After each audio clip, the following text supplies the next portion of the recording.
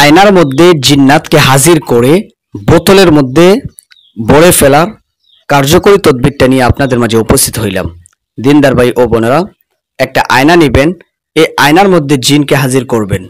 তুলারাশি লোককে দিয়ে জিন যখন আয়নার মধ্যে হাজির হয়ে যাবে, এই জিনটাকে সে যেন আর রোগীকে কোনোদিন ডিস্টার্ব করতে না পারে, জাদুমন্ত্র কুফরি করতে না পারে, চালানভাবে আইসা ক্ষতি করতে না পারে। এই জিনটাকে আপনি বোতলের মধ্যে ভরে ফেলতে পারলে অত্যন্ত কার্যকরী হবে। রোগীটা স্বস্তি পাবে, সুস্থতা লাভ করবে।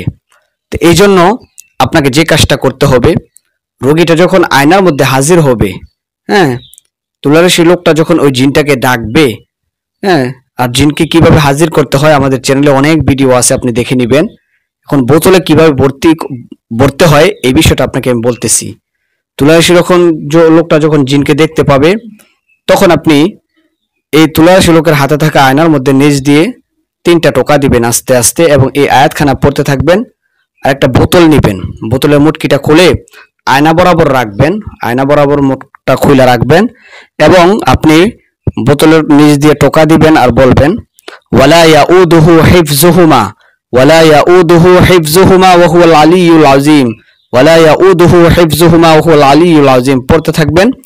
তুলারাশি লোককে জিজ্ঞাসা করবেন জিনটা বোতলের ভিতরে প্রবেশ করছে কিনা। যদি বোতলের ভিতরে প্রবেশ করে থাকে, আপনি মোটকাটা নিয়ে সাথে সাথে আটকায় দিবেন যদি তুলারাশি লোকটা বলে।